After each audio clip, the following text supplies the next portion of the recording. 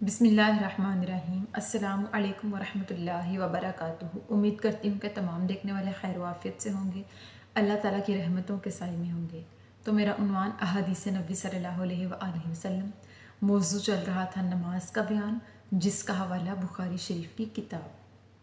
तो आज की हदीस है कि सहाबी हज़रत अबू बरज़ा अस्लमी रज़ियल्लाहु तआला अन्हु बयान करते हैं कि रसूलुल्लाह सल्लल्लाहु अलैहि वसल्लम इशा से कबल सोने को और इसके बाद बातचीत करने को सख्त नापसंद किया करते थे। इस हदीस मुबारका की वजाहत ये कि रसूलुल्लाह सल्लल्लाहु अलैहि वसल्लम को ये अमल नापसंद था कि कोई इशा से पहले सो जाए और इशा की नमाज के बाद कोई गुफ्तगू करे या इशा के वक्त के बाद कोई बैठे और बातचीत करे।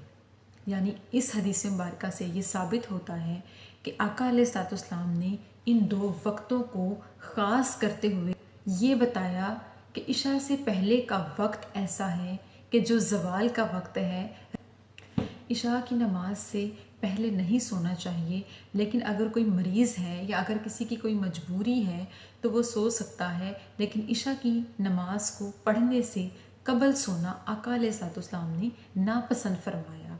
और इसी तरह इशा की नमाज के बाद बातचीत करने से, यानी इशा के वक्त के बाद से बैठना, घुल मिल के बातें करना, देर तक जागते रहना या घर से बाहर निकल जाना, इन चीज़ों से आका अलैहिस्सलाम ने मना फरमाया और ख़ुद भी नापसंद फरमाया कि इशा के बाद सोने का वक्त है। इशा के बाद अल्लाह ताला ने रात को सोने के लिए बनाया है, यानी रात के वक्त को सुकून के लिए बनाया गया।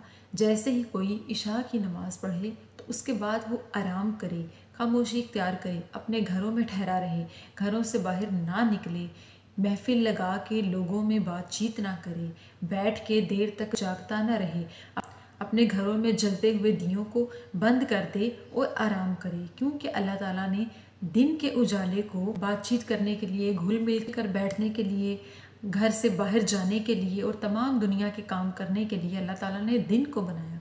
दिन के वक्त दुनिया जागती है, अल्लाह के नाम से अपना दिन शुरू करती है, अपने दुनियावी कामों के साथ साथ अल्लाह ताला की इबादत में भी मशगूल रहते हैं।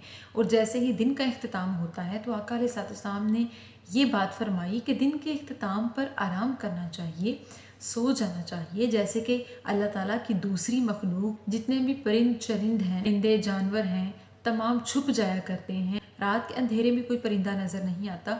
इसी तरह हमें भी चाहिए कि हम उस वक्त में सिर्फ आराम किया करें। इशा से कबल सोना इसलिए मना किया गया क्योंकि उस वक्त में फरिश्ते नाजिल होते हैं। उससे कबल असर और मगरिब के दरमियान भी सोने से मना फरमाया गया, क्योंकि वो वक्त ज़वाल का होता है, दिन का दरमियान होता है, कबूलियत की घड़ी होती है। अल्लाह ताला के हाँ इस अमल को नापसंद किया गया। आका अलैहिस्सलाम ने इस चीज़ को नापसंद फरमाया कि कोई इन दो वक्तों में सो जाए। बेहतर ये है कि हम आका अलैहिस्सलाम की कही हुई बातों पर अमल करें और इस बात से गुरेज करें जिससे आका अलैहिस्सलाम ने नापसंद किया। तो हमें चाहिए कि हम अपनी ज़िंदगी के तमाम तौर तरीके आका अलैहिस्सलाम की सुन्नतों के मुताबिक ढालें और जो उन्होंने किया उसी चीज़ को करें। जिस चीज़ को उन्होंने नापसंद किया उसको हम भी नापसंद करें। तो अल्लाह ताला से दुआ है कि अल्लाह पाक हमें आका अलैहिस्सलाम के अहकामात की दिलो जान से पैरवी करने की तौफीक अता फरमाए। आमीन सुम आमीन। शुक्रिया।